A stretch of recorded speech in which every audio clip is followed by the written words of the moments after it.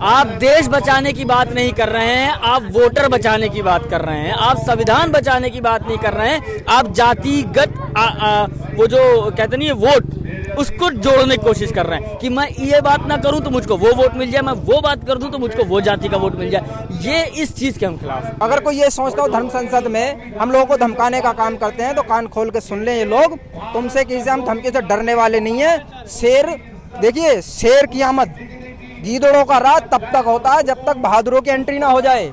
सब जान लें, जब तक बहादुरों की एंट्री हो तब तक गीदड़ों का। ये गीदड़ है और अब बहादुरों की एंट्री हुई है। इंशाल्लाह उत्तर प्रदेश में मजलिस की सरकार बनेगी, तब इन गीदड़ों को देखेंगे हम। तो ये सरकार इन लोगों को इस चीज का हक दे रही है कि आप मुसलमानों के खिलाफ गलत बयानबाजी करिए और मुसलमानों को भड़काइए।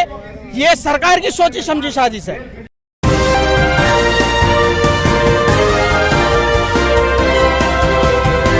बैरिस्टर असदुद्दीन ओवैसी इस वक्त जो हैं भाषण दे रहे हैं, आप सुन सकते हैं कैमरों में, क्योंकि हम लगातार देख रहे हैं बैरिस्टर असदुद्दीन ओवैसी की जनसभा में जो जनसैलाब उमड़ रहा है उससे विरोधी पार्टियों की जो है नींदें उड़ी हुई हैं। हम लगातार देख रहे हैं कि तमाम तरीके से ऐलान कर दिए जा रहे हैं धर्म संसद के नाम पर कि मुसलमानों का नरसंहार कर देंगे, तो वहीं धर्म संसद के दौरान जो है पिंकी चौधरी जैसे शख्स असदुद्दीन ओवैसी साहब की गर्दन को काटने तक का ऐलान करते हैं। इसे नौजवान किस तरीके से देख रहे हैं, इसी पर मैं समझने की कोशिश करूंगा।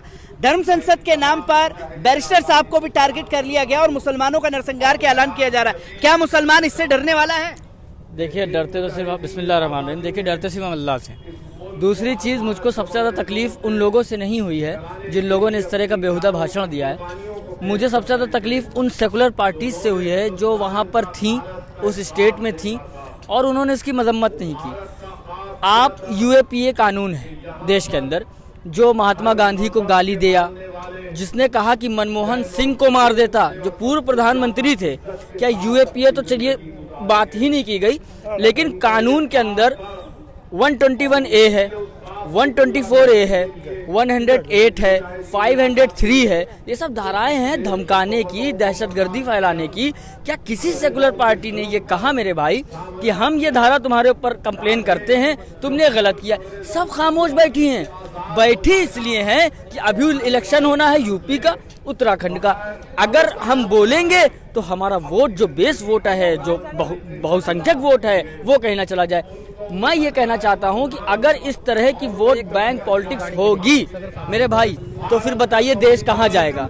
आप देश बचाने की बात नहीं कर रहे हैं, आप वोटर बचाने की बात कर रहे हैं, आप संविधान बचाने की बात नहीं कर रहे हैं, आप जातिगत वो जो कहते नहीं है वोट, उसको जोड़ने की कोशिश कर रहे हैं कि मैं ये बात ना करूं तो मुझको वो वोट मिल जाए, मैं वो बात कर दूं तो मुझको वो जाति का वोट मिल जाए। ये इस चीज के हम खिलाफ हैं। जो लगातार धर्म संसद के नाम पर एक जहर उगला जा रहा है, गुंडा एक्ट लगा दिया जाता है, फिर भी शख्स की गिरफ्तारी नहीं होती। कैसे देख रहे हैं इन चीजों को, क्योंकि ओवैसी साहब की गर्दन काटने तक के उस संसद में नारे लगाए जाते हैं। देखिए, सबसे बड़ी बात तो ये है, इस देश के अंदर सेकुलरिज्म बिल्कुल खत्म हो चुका है। अगर सेकुलरिज्म की बात आती है तो जितनी बात धर्म संसद के अंदर की गई है और जिस तरीके से मुस्लिम समुदाय को कत्लेआम करने की, जान से मारने की धमकी दी जा रही है, हमारे नेता को जान से मारने की धमकी दी जा रही है, अगर यही बात कोई मुसलमान कहता अब तलक उस पर एनए से लग जाता, योगी बाबा एनए से लगा देते। क्यों? ओवैसी साहब के नाम पे एक मुस्लिम लीडर लगा हुआ, मुस्लिम नाम लगा हुआ। और देखिए, ओवैसी साहब ना तो इतने कमजोर हैं कि हम गर्दन कटा लेंगे। जहां ओवैसी साहब का पसीना बहेगा वहाँ उत्तर प्रदेश नहीं बल्कि हिंदुस्तान का मुसलमान नौजवान अपना खून पसीना बहा देगा। बिल्कुल। अगर कोई ये सोचता हो धर्म संसद में हम लोगों को धमकाने का काम करते हैं तो कान खोल के सुन लें ये लोग, तुमसे किसी से हम धमकी से डरने वाले नहीं है। शेर देखिए, शेर की आमद गीदड़ों का राज तब तक होता है जब तक बहादुरों की एंट्री ना हो जाए। सब जान लें, जब तक बहादुरों की एंट्री हो तब तक गीदड़ों का। ये गीदड़ है और अब बहादुरों की एंट्री हुई है। इंशाल्लाह उत्तर प्रदेश में मजलिस की सरकार बनेगी, तब इन गीदड़ों को देखेंगे हम। मजलिस की सरकार बनेगी, गीदड़ों को देखा जाएगा। जो धर्म संसद के नाम पर मुसलमानों के खिलाफ जहर उगला जा रहा है, क्योंकि यही वो सीएम योगी आदित्यनाथ जी हैं। जब कोई मुसलमान टिप्पणी करता है तो बुलडोजर की कार्रवाई कर देते हैं। गुंडा एक्ट लगा हुआ है पर गिरफ्तारी नहीं होती धर्म संसद चलाने वालों के खिलाफ, किस तरीके से देख रहे हैं जी?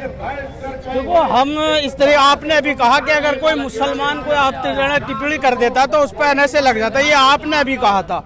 इस बात से सीधा सीधा जाहिर हो गया कि ये जो लोग धर्म संसद के नाम पर जनसभाएं कर कर मुसलमानों के खिलाफ बेहुदी बातें कर रहे हैं, वो कहीं ना कहीं सरकार के इशारे पे किया जा रहा है। ये सरकार की सोची समझी साजिश है कि मुसलमानों को डराकर उनका बंटवारा कर दिया जाए, लेकिन इस बार ऐसा होने वाला नहीं है। ना तो मुसलमान इनके धर्म संसद से डरने वाला है और न ही किसी और ऐसी भविष्यवाणी से डरने वाला है, क्योंकि उत्तर प्रदेश के नौजवानों ने खास करके ये सोच लिया है अब के 2022 का जो शुरुआत हो चुकी है और ओवैसी साहब के बार बार दौरे उत्तर प्रदेश के अंदर हो रहे हैं, तो 2022 में जहां जहां भी मजलिस इत्तेहादुल मुस्लिमीन के प्रत्याशी होंगे वहां से मजलिस के प्रत्याशी जीतकर विधानसभा के अंदर जाएंगे और इंशाल्लाह इन लोगों को जब बताया जाएगा, जबकि 2022 में मजलिस की हिस्सेदारी की सरकार होगी, इस तरह जब इन लोगों को बताया जाएगा कि धर्म संसद के नाम से मुसलमानों को कैसे डराया जा रहा है। क्या आपको नहीं लग रहा है इस बात से कि जिस तरह अभी नदी नरसिम्हानंद ने पीछे डांसने से भी बयान दिया था मुसलमानों के खिलाफ, लेकिन उसके ऊपर कोई कार्रवाई नहीं होती, जबकि हजारों की तादाद में FIR हुई है। तो ये सरकार इन लोगों को इस चीज का हक दे रही है कि आप मुसलमानों के खिलाफ गलत बयानबाजी करिए और मुसलमानों को भड़काइए। ये सरकार की सोची समझी साजिश है। क्या धर्म संसद के नाम पर मुसलमान डरने वाला है, जो मुसलमानों के नरसंहार का ऐलान किया जा रहा है? नहीं डरने वाला था। किस तरीके से देख रहे हैं, क्योंकि इसी धर्म संसद से जो है बैरिस्टर असदुद्दीन ओवैसी साहब की गर्दन काटने तक की बातें कर दी जाती है। बोलो। देखो, ये मैं बता चुका आपसे कि ये लोग जिस तरह पहले सपा बसपा वाले लोग मुसलमानों को डराते थे कि भाजपा आ जाएगी, इसी तरह अब ये लोग सोची समझी रहे हैं, क्योंकि भाजपा मौजूद है उत्तर प्रदेश के अंदर। भाजपा अब वो तो पैंतरा खत्म हो चुका है इन लोगों का, क्योंकि उसी स्टेज पर कांग्रेस के बड़े बड़े लीडर भी मौजूद थे। वही कांग्रेस जिसने 1980 के दशक में इसी हैदराबाद की ईदगाह के अंदर एक कत्लेआम मुसलमानों का कराया था, जिसमें हजारों की तादाद में मुसलमान मरे थे। उसी कांग्रेस के बड़े बड़े लीडर उसी स्टेज पर मौजूद थे जहां मुसलमानों के नरसंहार की बात हो रही थी। तो कांग्रेस ने कोई टिप्पणी नहीं की इस बात पे, तो अब मुसलमान डरने वाला नहीं है। ये बात आप सोच लो, मुसलमान इतना है तो चाहता है और मुत्तफिक होकर मजलिस की सरकार बनाएगा। इस बार कोई डरने वाली बात नहीं है।